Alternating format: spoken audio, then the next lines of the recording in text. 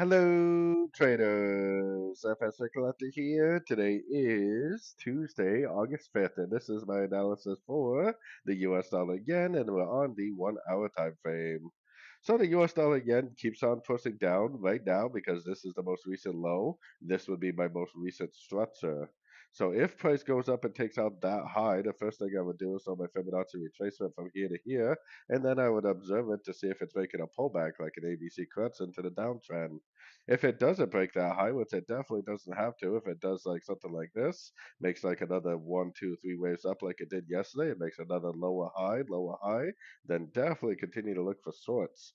I would definitely suggest looking for shorts right now unless it goes up and breaks structure.